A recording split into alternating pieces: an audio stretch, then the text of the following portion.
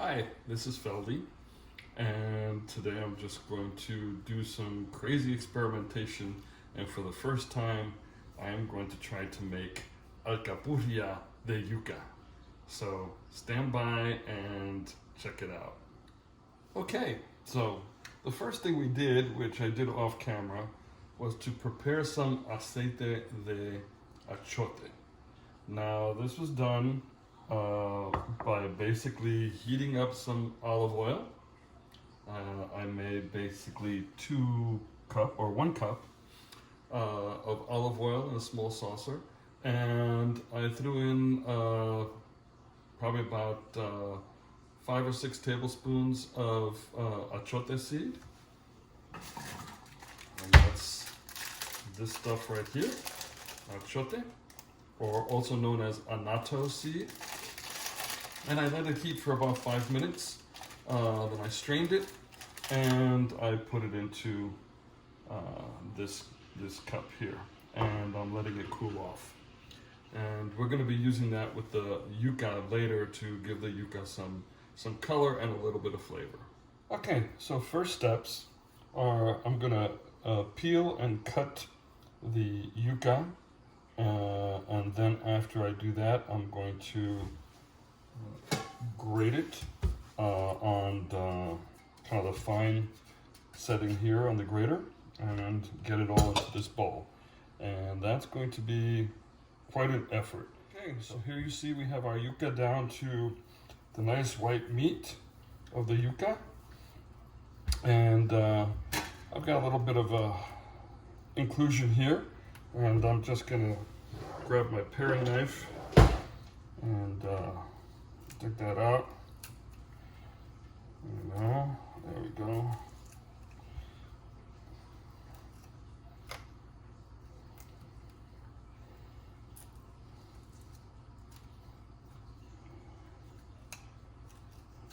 All right.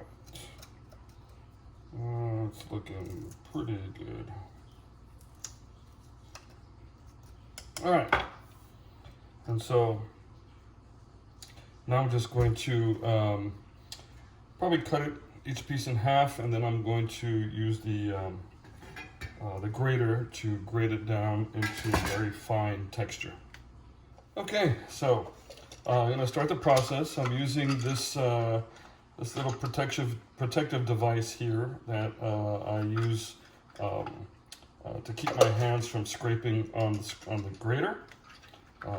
Basically, they're just some pins. We put the yuca in there like that, and we're going to start grating. And this is when you really wish that you had some help in the kitchen, but you'll see what the result is when I'm done. Okay, so this is the result of our hard work. It's a nice masa of yuca.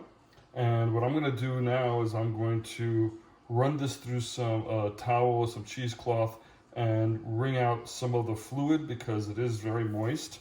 And we want to wring out a little bit of the fluid. So that's what I'm going to do next. So I couldn't find any cheesecloth, so I'm just going to use a regular kitchen towel. And I'm just going to take a wad of this, put it in the kitchen towel, and basically just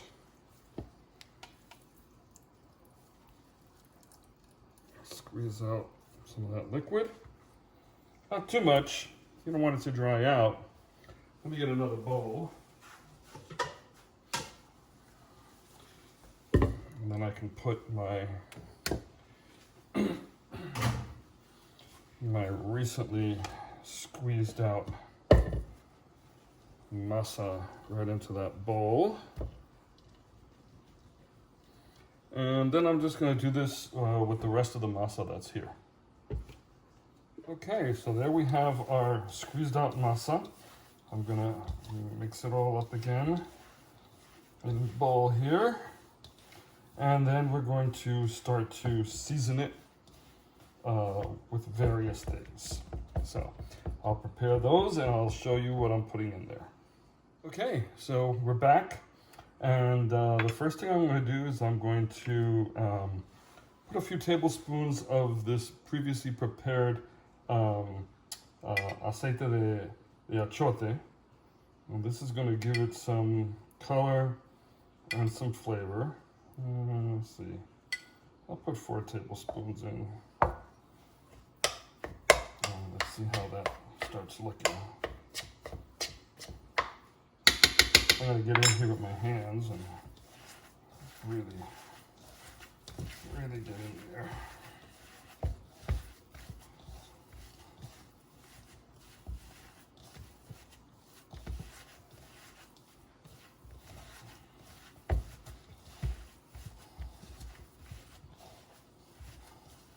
I'm going to need a little bit more, so I'm just going to drizzle it in.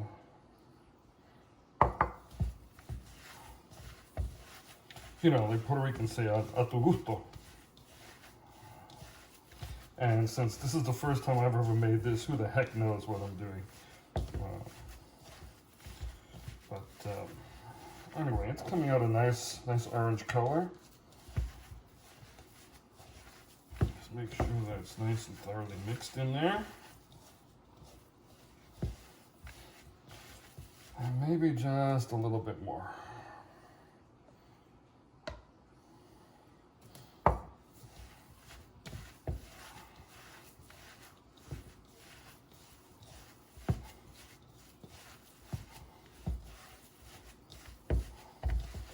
That's looking pretty good.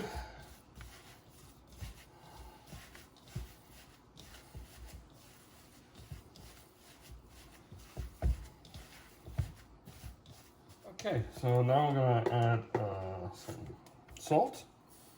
And I don't usually use a lot of salt when I cook, so I'm going to add maybe a tablespoon of salt. And then I have some recao.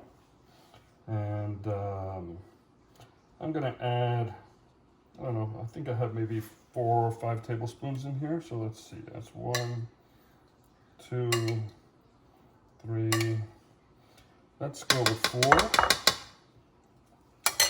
4. And then some garlic, a tu gusto.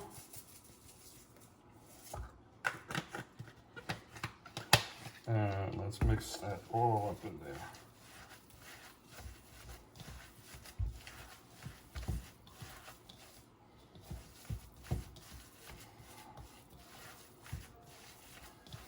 Okay, this has a nice doughy consistency now, as you can see. If I put it into my hand, you know, I can shape it. And that's what we're going to be doing. We're going to be shaping it and then putting some meat in it and then sealing it back up. So that's the next phase of the operation. Okay, so I'm going to brown about a pound of ground beef here.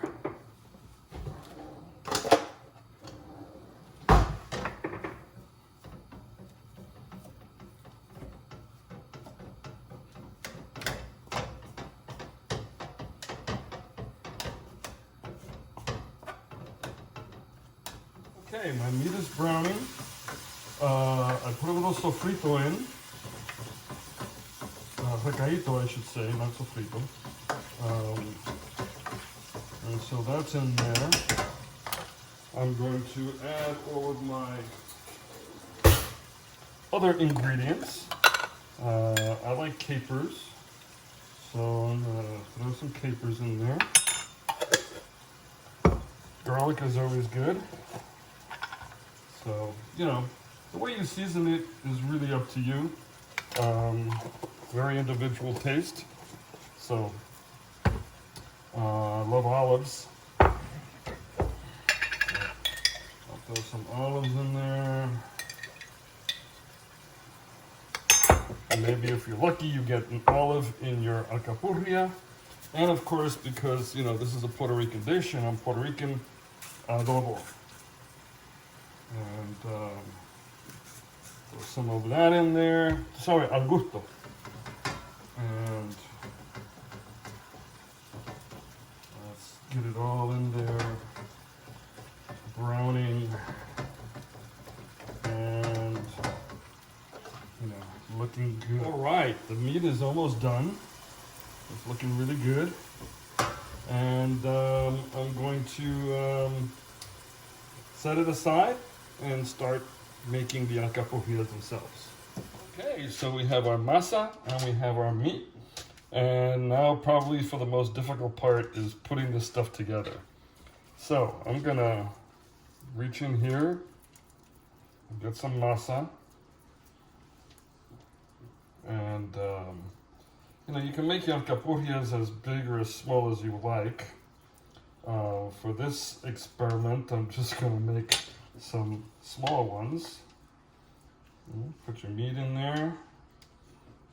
Try not to spill it all over the place like I am. Stick that meat back in there. Stick an olive in there, and now we start closing up our alcapurria. May need some more masa to close it up on top.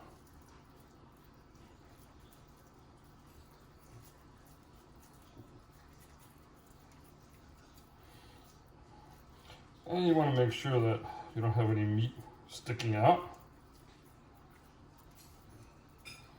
because otherwise it might fall apart when you cook it.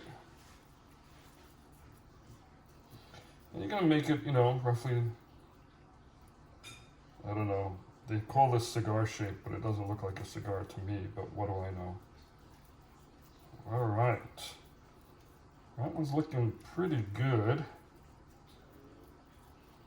So I'm going to lay that right there, and I'm going to make a couple more. And so when I'm done making them, you'll see where I'm at. Okay, well, we made 8 alcapurria out of that batch of yuca, and I put 2 into this basket here.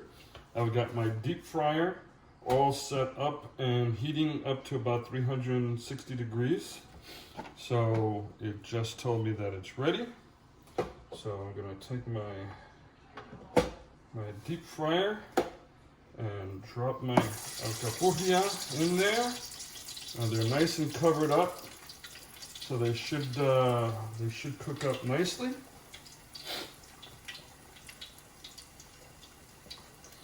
And we'll take them out when they're nice golden brown. Hopefully they won't fall apart, and I'll have some nice alcapurria. Okay, this is getting pretty exciting. I'm gonna bring these up now. I don't know if you can see them, but I think that they're pretty much done. Here, let's put this. And you can see there that we've got some nice brown color to them. And of course, the proof is in the taste, so we'll have to give it a shot. Okay, so now the real test is how do they taste. This is Tani, my Salvadorian beauty, and she loves alcapurria, so we're gonna test and taste them. They're very hot. You wanna grab one there? You can have the bigger one. Okay. And hopefully they're cooked all the way through. Let's see. Ooh. Oh. That's good. If they sucked, I would say they sucked. But these are pretty damn good for my first try. These are really delicious. So. Good job. Hey.